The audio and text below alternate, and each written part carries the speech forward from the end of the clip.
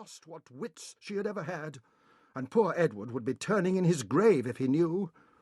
It was one of the many burdens of Grandmamma's life that she had lived long enough to see it. "No desire at all," she repeated. Emily stood quite still in the middle of the withdrawing-room, the firelight casting a warm glow on her skin and the extravagant coils of her hair. "I'm sorry, Grandmamma, but as I said, there really is no choice," she repeated. "Jack and I are leaving tomorrow, and there's a great deal of packing to do, as we shall be gone for at least 3 weeks.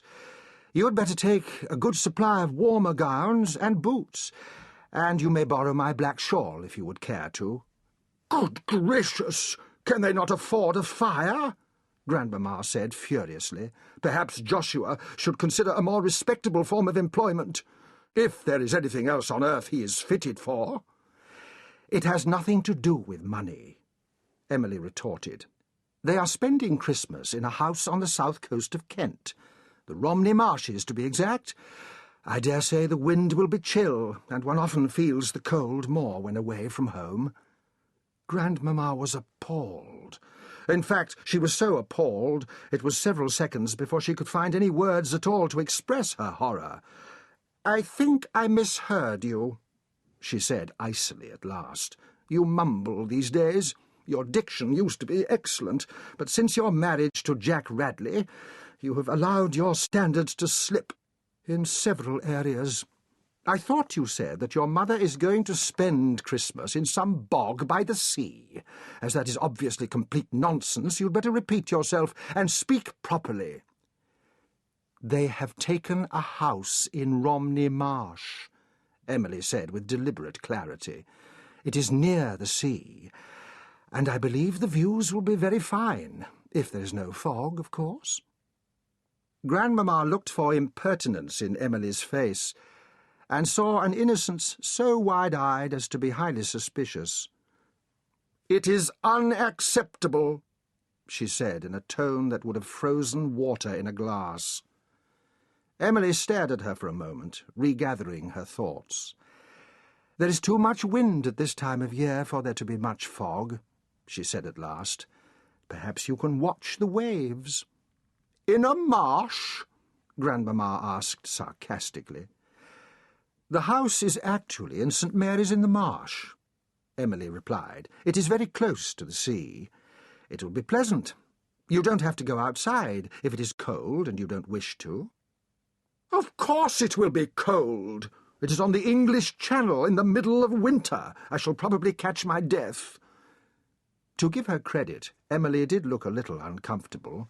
"No, you won't," she said with forced cheer. "Mamma and Joshua will look after you very well.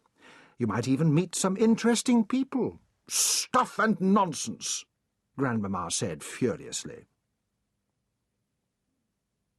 Nevertheless, the old lady had no choice, and the next day she found herself sitting with her maid Tilly in Emily's carriage. It made slow progress out of the city traffic, then sped up as it reached the open road south of the river and proceeded towards Dover, roughly 145 miles southeast of London.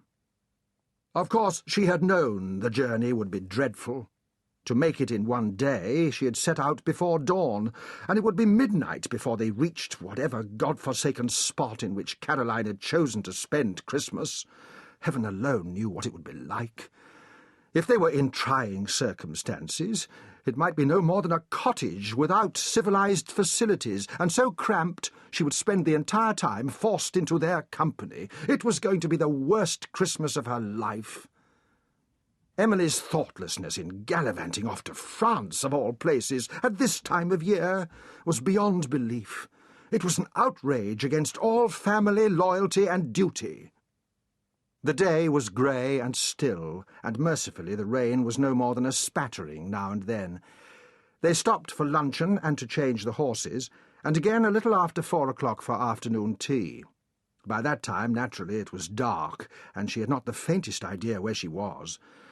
She was tired, her legs were cramped from the long sitting, and unavoidably she was rattled and jolted around with the constant movement, and of course it was cold, perishingly so. They stopped again to inquire the way as lanes grew narrower. To keep listening to this audiobook, I've left you a link in the description so you can do it, at no cost thanks to Audible's 30-day free trial.